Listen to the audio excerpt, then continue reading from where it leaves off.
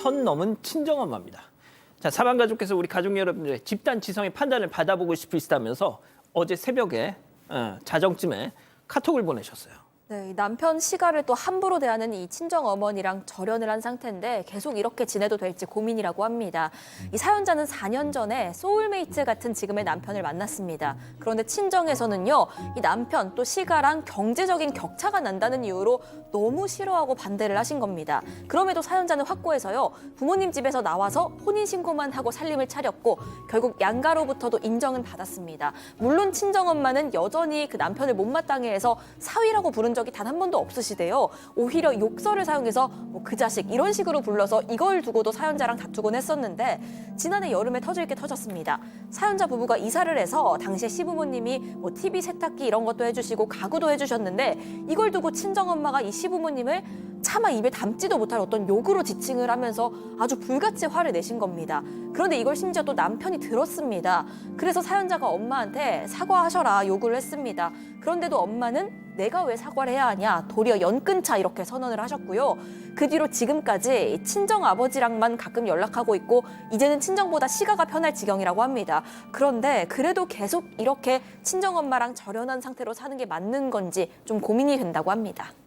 자, 오늘 사연은 시가와 갈등이 아닌 친정, 그것도 친정 엄마와의 갈등.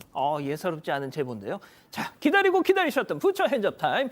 유튜브 JTBC 뉴스 채널과 사건반장 독립 채널에서 8천여 분의 가족 여러분 함께하고 계신데요.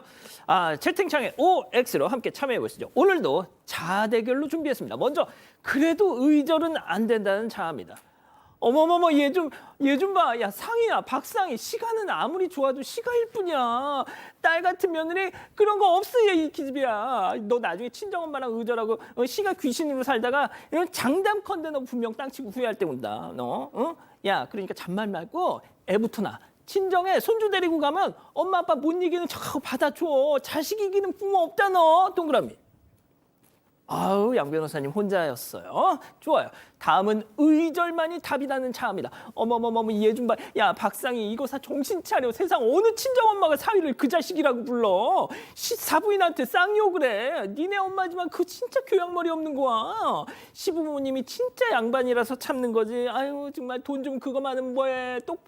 못 배운 티 팍팍 내고 아이고 친정엄마가 널 진짜 위하면 어떻게 사돈한테 그럴 수 있겠니. 의절의 X입니다. 자, 교수님부터 달려볼게요. 네, 친정엄마랑 진짜 평생 의절해라는 X는 아닙니다. 네, 결국에 친정엄마는 너무 딸에겐 특별하기 때문에 엄마는 언젠간 연락이 될 텐데 지금은 분명히 잘못한 분이 어머니가 확실하네요. 어쨌든 결혼을 해서 인정을 해주시기로 했으면 그 자식 그리고 나아가서 다른 욕도 하신다고 하죠. 그리고 좀 더 어려운 시대에 이렇게 결혼해서 아들하고 며느리 잘 살라고 이런 거 사주면 정말로 사부인 수고하셨다 이렇게 얘기해 주셔야지 거기서 또 이제 사부인을 그렇게 욕하면 안 되고 그거를 사위가 들었어요. 그 마음이 어떻겠어요. 그러니까 이 엄마는 그런데 또 미안하다고 얘기하는 게 아니고 도리어 먼저 영끈자라고 얘기하는 이 어머니의 성품이 좀 이 딸을 끔찍하게 사랑하는 마음 이걸 넘어서서 성품의 문제가 조금 있어 보이지 않을까요? 그래서 어머니께서 좀 반성을 하셔야겠다. 그래서 사과나 지금 꼭 손잡을 때는 아닌 것 같아요. 자, 박 변호사님. 비슷한 맥락인데요. 선을 넘어도 한참 넘었어요. 정말 하지 마라. 욕설을 어떻게 합니까? 듣는 데서 절대 하지 말아를 행동했고 저는 의절하고 연 끊고 이거는 사실은 그렇게 잘 끊어지지도 않고 지금 단계에서 누가 먼저 손을 내미느냐 이 부분으로 봤을 때 엄마가 반성하고 엄마가 내가 그때 잘못한 것 같다 할 때까지 기다려라는 뜻이거든요. 그런 의미에서 얘기를 하는 거고 굳이 우리 이 딸 쪽에서 엄마한테 가서 손 먼저 내밀 필요는 없다. 엄마가 반드시 사과를 해야지만이 앞으로도 해결이 될 때 앞으로 이런 일이 안 일어날 것 같아요. 어떻게 욕을 합니까 사위한테?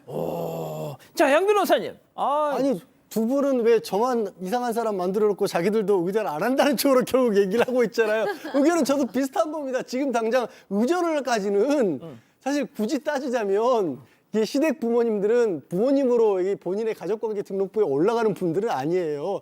끊어도 끊을 수 없는 게 친부모, 친자녀, 자식 간의 관계인 거거든요.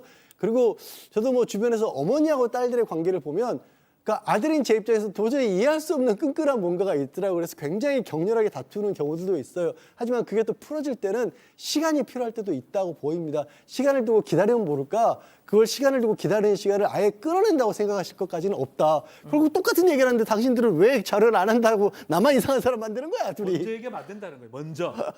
그래서 기싸움 쓰기라 이 말입니다. 기싸움에서. 아, 기싸움. 그거는 앵커님이 그렇게 하시는 거예요. 그렇습니다. 제가 원래 극단적인 걸 좋아해가지고. 자, 우리 가족 여러분들은 뭐라고 하실까요? 네, 일단 현순옥님 다 무시하시고요. 그냥 남편분이랑 두 분만 잘 사세요 하셨습니다. 또 짱트리님 친정엄마가 사과할 때까지 연을 끊으세요. 자식 이기는 부모 없다는데 어머니 참 이상하시네요 하셨습니다. 애영님 역시도요. 후회하는 건 엄마 쪽이실 거예요 하셨고요. 하지만 히읗히읗 지은님은 의절까지는 아니고 일단 좀 멀리 지내세요 라는 의견 주셨습니다. 이 사건의 진실을 추적하고 싶으십니까? 그렇다면 사반 채널을 구독해주세요. 지금까지 이자연 기자였습니다.